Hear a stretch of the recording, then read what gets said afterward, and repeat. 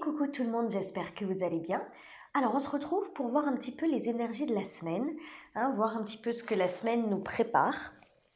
Allez, on est parti. Alors, qu'est-ce qui va se passer cette semaine? Valet de denier, ok. Ouh. 2 d'épée. Ok.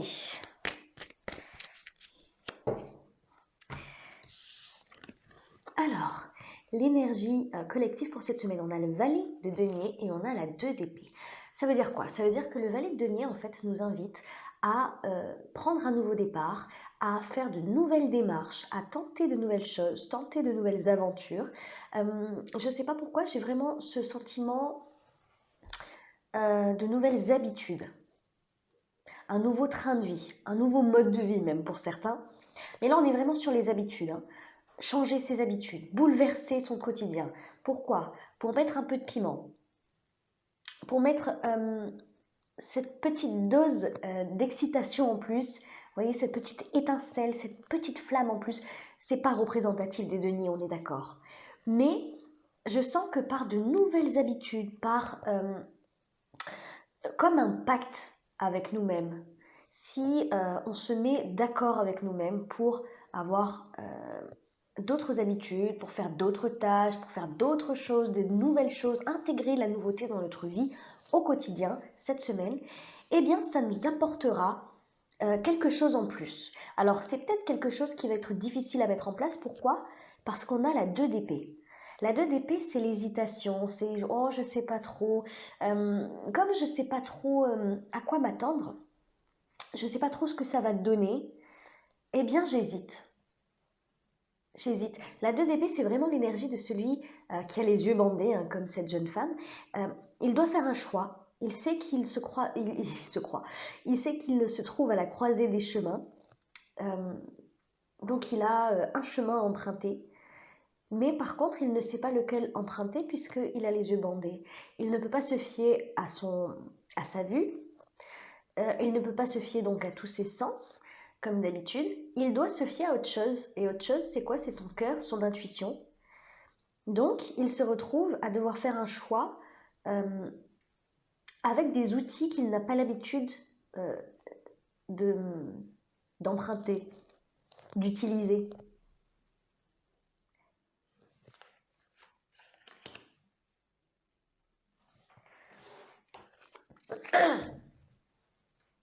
Allez, on va aller voir qu'est-ce qui nous a poussé à arriver là. Qu'est-ce qui s'est passé pour qu'on en arrive là? À vouloir prendre ce nouveau départ, mais à hésiter. Oh là, d'accord. Ok, 7 de denier. On a repoussé nos limites. Il y a des schémas, des grands schémas dans notre vie qui se sont terminés, en tout cas qui ont été bousculés, bouleversés. Il y a une transformation qui est en cours, qui passe dans la vie individuelle, mais qui visiblement influence tout le collectif. On a la 10 de coupe ici et on a la mort. La mort signifie la métamorphose, la transformation, la forme de quelque chose pour aller vers quelque chose de nouveau. Ce quelque chose de nouveau, c'est ça. C'est peut-être pour ça qu'on a encore des hésitations ici, à y aller, à pas y aller, parce que y a une part de nous qui sait. Voilà. J'ai vraiment ce sentiment qu'il y a une part de nous qui sait que nous devons passer par cette première étape, ce premier pas, cette première démarche vers ce quelque chose de nouveau.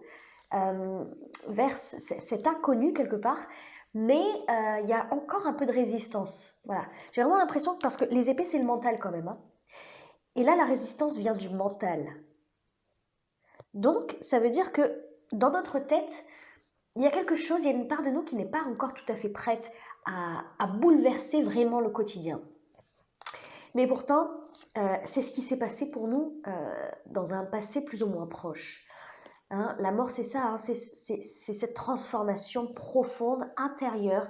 Il y a peut-être des révélations. On a peut-être eu des révélations, des illuminations comme ça, qui nous ont fait voir autre chose, penser autrement. Il y a quelque chose comme ça de très bouleversant, mais de très intérieur aussi. Vous voyez? En plus, ça concerne les émotions. La 10 de coupe, qu'est-ce que ça représente? Ça représente un accomplissement émotionnel. Moi, je pense que pour la plupart d'entre nous, ces dernières semaines, voire ces derniers mois, euh, on s'est rendu compte pour beaucoup que notre vie n'était pas basée sur réellement nos attentes, nos désirs. Euh, que tout ce que nous mettions en place, ou tout ce que nous avions mis en place, n'était peut-être plus pour nous. Vous voyez, peut-être que ici c'est vraiment cette énergie, hein. C'est l'énergie de celui qui se rend compte qu'en fait, il n'est plus comblé. Et qu'en fait, pour être comblé émotionnellement, il va devoir transformer et transcender sa vie complètement. Alors ça passe par effectivement cette énergie très très intérieure, très profonde, donc une analyse, hein, une introspection, une analyse de ses émotions, de ses sentiments, qu'est-ce que je veux, qu'est-ce que je ne veux pas. Ok, il y a quelque chose comme ça, bah surtout en plus avec cette 7 de denier, bah regardez, juste derrière on a la 4 de coupe, oui c'est ça, c'est prendre du recul sur ce qui nous comble plus dans notre vie, prendre du recul sur ce qui ne va plus, sur ce qui nous convient plus. Et à ce moment-là, quand on prend ce recul-là, eh bien, on se dit, mais punaise, en fait, il y a pas mal de choses qui ne vont pas dans ma vie. Je me suis engouffrée dans un train-train quotidien. Je me suis engouffrée dans une routine. Je me suis engouffrée dans quelque chose qui me paraissait bon pour moi, alors qu'en fait, je me rends compte actuellement que j'ai changé, ou en tout cas, je suis en train de changer. C'est un processus qui se fait depuis un petit moment, mais du coup, là, maintenant, on est en train de se rendre compte dans la matière qu'il y a des choses véritablement qui doivent se transformer dans notre vie. Je suis désolée, j'ai le nez bouché, hein. Et regardez juste derrière, on a l'as d'épée. Et l'as d'épée, c'est la prise de décision. Moi, je pense que ces dernières semaines, voire ces derniers mois, tout ce remue-ménage, tout ce qui a été un peu remué, bousculé, tout ce qui est remonté à la surface émotionnellement, euh, les prises de conscience qu'on a eues, hein, tout ce qu'on s'est pris dans la face malgré tout, hein, eh bien, je pense que pour la plupart d'entre nous, nous avons pris des décisions en conséquence, plus ou moins. Voilà, ou en tout cas, on s'est dirigé vers une prise de décision. Hé hé. Bon, allez, on va aller voir ce qui pourrait bloquer cette semaine du coup. Ah bah oui, c'est pas étonnant. La 10 d'épée. Ouh, la lune, waouh. 5, 5 d'épée. Et ouais, l'ego. C'est l'ego qui pourrait bloquer. On a la 10 d'épée et la lune. La 10 d'épée, c'est un cycle qui tarde à s'achever, un cycle très douloureux, très pénible. Il y a quelque chose qui nous a atteints. Voilà, véritablement. Hein. Il y a quelque chose qui nous a atteints mentalement, moralement, physiquement même pour certains. Pas pour tout le monde, bien entendu, hein, c'est général. Mais il y a quelque chose qui véritablement nous a touchés profondément, qui nous a blessés. Voilà. La 10 d'épée, c'est une souffrance. C'est de la peine, c'est du chagrin. Peu importe le domaine, ça peut être professionnel, sentimental, amical, familial, enfin en tout cas relationnel. Ça peut être plein de choses. Mais visiblement, euh, le blocage, ça va être de passer à autre chose. Les 10 dans le tarot, c'est une fin de cycle. Voilà. Donc là, ça veut dire, ce que ça nous explique ici, c'est que on vit avec une blessure, ou plusieurs blessures même d'ailleurs, on vit avec plusieurs blessures, on vit avec des souffrances depuis un moment. C'est quelque chose qui n'est pas nouveau, c'est quelque chose qui... Alors, pour certains, oui, ça peut être un événement un événement dévastateur sur le moment cette semaine, mais ça m'étonnerait. Pour moi, je le vois beaucoup plus comme quelque chose qui perdure déjà depuis un moment. Voilà, une souffrance qu'on n'a pas voulu voir. Moi, je pense que c'est quelque chose qu'on a nié, quelque chose dans lequel, encore une fois, voilà, on s'est engouffré. Pourquoi? Parce que c'était connu. Hein. La souffrance, c'est fou à dire, mais on s'y habitue avec le temps. C'est fou quand même, hein, comme l'être humain fonctionne, mais Mais c'est vrai que quand c'est insidieux, quand ça vient petit à petit, vous voyez, avec les années, on se rajoute un bagage, on se rajoute une souffrance, on se rajoute un poids supplémentaire sur les épaules. Mais en fait, on ne se rend pas vraiment compte, au bout du compte, de tout le poids que l'on porte. Au bout d'un moment, on peut craquer. Et c'est à ce moment-là qu'on ouvre les yeux, qu'on se dit waouh, ah, mais j'ai enduré tout ça, j'ai encaissé tout ça, j'ai porté tout ça sur mes épaules.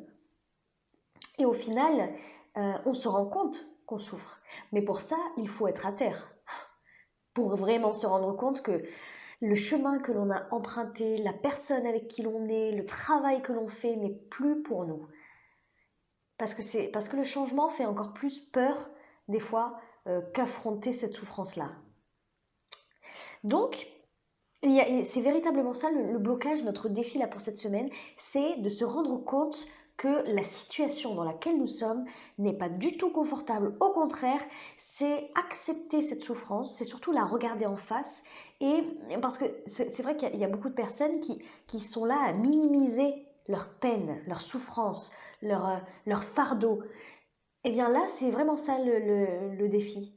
C'est non, c'est de le regarder en face et de se dire oui, bah oui, je suis en train d'encaisser ça, je suis en train de vivre ça. Et bien c'est pas grave si je me rends compte que j'ai un genou à terre, ça ne fait pas de moi quelqu'un de faible, euh, ça fait de moi quelqu'un qui accepte ses failles et du coup, ça nous rend encore plus forts. Puisque quand on fait face à nos faiblesses, à nos souffrances, on en est conscient. Donc, on peut y remédier. En tout cas, on peut faire un pas en avant pour y remédier. C'est peut-être ça, cette première démarche. Hein, ce premier pas pour lequel on hésite. On hésite à le faire, ce premier pas ici. C'est peut-être ça, hein. C'est peut-être ça pourquoi. Parce qu'en fait, avec la Lune, il va falloir aller plonger à l'intérieur de nous. Vraiment. Très très profondément. Pour certains, ça va se résumer par le fait de retourner voir un petit peu ce qui s'est passé dans l'enfance, hein, dans l'adolescence, un petit peu les blessures, comprendre. Il y a une grande compréhension ici. Voilà. En tout cas, c'est ce qu'on nous invite à faire, cette grande introspection, aller voir toutes nos émotions enfouies, s'écouter aussi, s'écouter véritablement, parce que je pense que c'est un appel. Là, cette semaine, c'est un peu l'appel de notre âme, vous voyez. C'est comme si l'univers nous appelait oui, à nous réveiller, mais à travailler sur nous, plutôt que se focaliser peut-être sur l'extérieur, et je me bats pour ci, et je me bats pour ça, et nanani nanana. Vous voyez, cette tendance qu'on a là en ce moment, être humain, à nous tourner véritablement vers l'extérieur, à dire bah, ça c'est pas bien, ça c'est bien, ça je ne suis pas d'accord avec ça, je me positionne, j'ai une opinion, j'ai un avis, etc. Au lieu de se centrer sur soi et de se dire bon bah et moi alors qu'est-ce que je suis dans tout ça, qu'est-ce que je ressens et pourquoi je le ressens comme ça, pourquoi je réagis comme ça. C'est vraiment une invitation à, à éclaircir ses émotions. Voilà, moi je le vois vraiment comme ça, à éclaircir ses émotions, à éclaircir son passé, son passif, ses bagages, les bagages que l'on traîne, les fardeaux, ces souffrances-là qui font qu'on va réagir de telle façon et pas de telle façon. C'est un peu une invitation à s'analyser, hein, à s'analyser, à se centrer dans le cœur et à comprendre, à se comprendre un petit peu plus.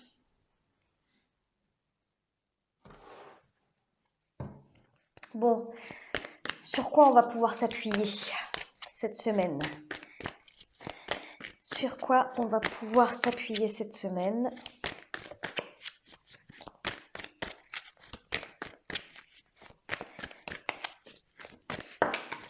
Ah, l'as de bâton.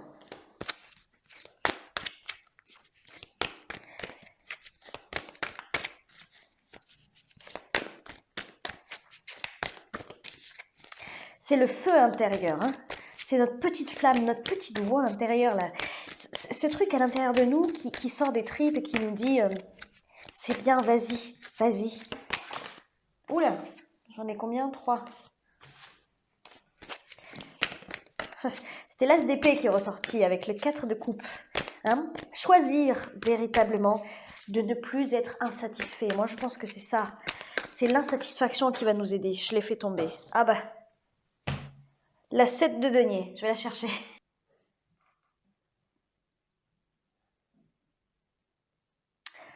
Voilà, donc c'est fou à dire. C'est fou à dire, mais ce sur quoi on va pouvoir s'appuyer cette semaine, c'est sur cette insatisfaction. Sur cette remise en question de ce qui ne va pas dans notre vie. C'est ça. On va pouvoir s'appuyer sur ça. Pourquoi? Parce que ça, c'est tangible.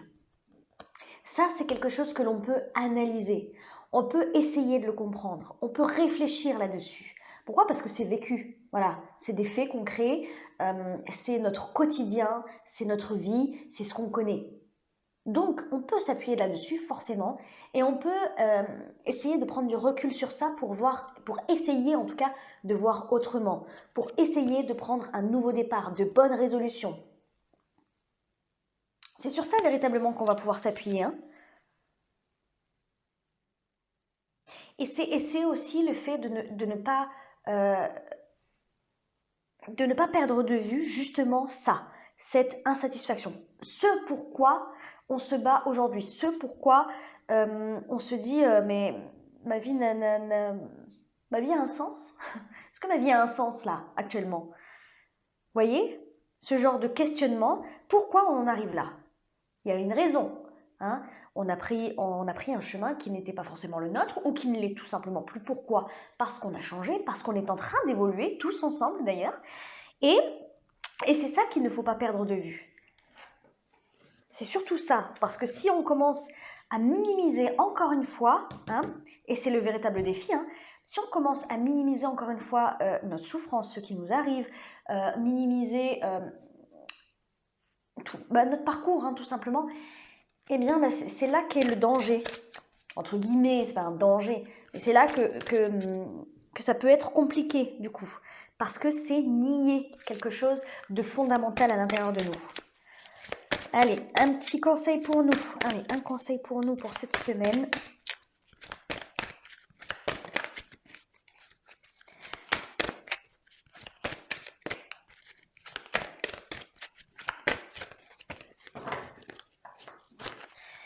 Allez, un conseil. Merci. Ben, j'en ai 2, j'en ai 3. Libérez-vous des blessures, laissez l'amour vivre. Ah bah, après la tempête, lâchez prise avec l'obscurité. Waouh, c'est magnifique. Première, libérez-vous des blessures et laissez l'amour vivre. En gros, ce qu'on est en train de vous dire ici, de nous dire, c'est qu'il y a une opportunité ici, et c'est exactement ça cette semaine. Il y a une opportunité pour voir les choses en face. Il y a une opportunité pour changer, hein, pour prendre de nouvelles résolutions, pour faire des nouvelles choses concrètement dans la matière, pour aller vers du mieux, hein, pour aller vers une vie plus équilibrée, une vie plus alignée avec nous, une vie plus en accord. Hein, parce que là, on se trouve visiblement, la plupart d'entre nous, on se trouve sur un chemin un petit peu sinueux, voilà, ok, un chemin un petit peu balbutiant, voilà. Ça ne veut rien dire ce que je suis en train de dire, mais c'est pas grave, vous avez compris. C'est un chemin un petit peu compliqué. Pourquoi? Parce que il y a du bon, il y a du mauvais, et il faut faire le tri. Voilà, il faut trier, il faut ratisser le terrain pour comprendre ce qui est bien et ce qui est pas bien, ce qu'il faut garder, ce qu'il faut laisser. Et le truc, c'est que ça va passer par de nouvelles habitudes. Moi, j'ai vraiment l'impression que ça me parle d'habitudes.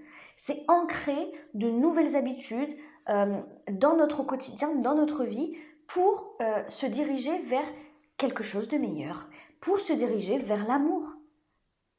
Tout simplement. Au lieu de se conforter dans la souffrance, décider de changer certains petits détails dans notre vie pour se diriger vers une vie plus harmonieuse. Tout simplement, c'est ça, hein, se libérer des blessures. Qu'est-ce qu'on vous dit après la tempête? Après la tempête, on est en train de vous dire que qu'on a traversé, moi je le vois plus comme ça, on a traversé une tempête. Je vous dis ça parce qu'on a traversé la mort avec la 10 de coupe ici. Bah ça c'est compliqué parce que notre idéal, la 10 de coupe va représenter notre idéal, hein. Toute l'idée là qu'on se faisait de notre vie, de l'idéal dans notre vie, et ben ça a été bouleversé, transformé, voilà, on a été malmenés quand même, hein. Ça a été compliqué. Donc là on vous dit après la tempête. C'est-à-dire que la tempête, on l'a traversée là. Ça ne veut pas dire qu'il va pas y en avoir une deuxième, mais c'est un autre sujet. Là, on a traversé une tempête. Le truc, c'est que après une tempête, qu'est-ce qu'on fait? On reconstruit, on rebâtit. Et puis si, au final, on se rend compte que notre maison, elle nous plaisait pas tant que ça comme elle était, eh bien, vu qu'il y a eu la tempête, on essaye de la reconstruire de manière différente, hein, avec nos nouveaux goûts. Vous voyez, c'est exactement ça. On nous conseille de reconstruire de manière différente. Pourquoi? Parce que la vie, elle est arrivée, elle a tout défoncé, hein, elle a tout, d'ailleurs, je ne sais même pas pourquoi on n'a pas eu la tour, mais elle a tout démoli. Nos croyances, nos conditionnements, ce qu'on pensait être acquis, notre quotidien, il y a tout qui est parti un peu en vrille. Et là, c'est vraiment le moment d'accepter les cadeaux que la vie nous fait. Parce que nous avons de nouvelles opportunités. Voilà, le valet de denier, ça peut se retranscrire par de nouvelles habitudes, par une signature de contrat, par une nouvelle relation, quelqu'un qui rentre dans notre vie, etc. Mais ça, ce sont des cadeaux de la vie. Et ça rentre peut-être pas dans nos schémas habituels, mais c'est un cadeau pour justement ne pas reproduire les mêmes erreurs du passé, hein. Et là, on vous dit justement lâcher prise avec l'obscurité. Bah, c'est exactement ça, hein. Quand je vous disais tout à l'heure que la souffrance, bah, on s'y est habitué. On s'est habitué à énormément de choses, à être soumis à quelque chose. On s'est habitué à, à sourire quand ça ne va pas. On s'est habitué à cacher nos émotions. Et c'est exactement ça, hein. Là, il est question de beaucoup plus exprimer, de beaucoup plus montrer, de comprendre d'abord, bien entendu, mais aussi de lâcher. Et c'est ça, lâcher prise avec l'obscurité, c'est qu'à un moment donné, on mérite tous de se diriger vers plus d'amour, vers plus d'unité, hein, vers plus de bien-être, de paix intérieure.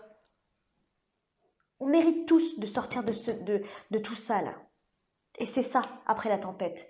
C'est que même si ça ne se matérialise pas de la manière qu'on aurait pensé, eh bien, il faut faire confiance. Juste faire confiance à la vie et se dire, bon, c'est un mal pour un bien des fois. Je dois me séparer de mon chéri, de ma chérie. Je sens que, mais ça me fait mal et je lutte quand même contre ça, j'ai pas envie. Bon, c'est quand même un cadeau parce que peut-être qu'en fait, mon âme sœur et la personne qui me convient tout à fait, en tout cas maintenant, se trouve pas très loin et elle m'attend. Ouais, c'est un exemple comme ça, quoi. Donc, lâchons prise, hein, les amis, lâchons prise sur nos souffrances, nos blessures et exprimons un petit peu plus l'amour, je pense, surtout. Voilà, je vais finir sur ça, très belle conclusion. Je vous fais plein de gros bisous et je vous dis à la prochaine. Ciao, ciao.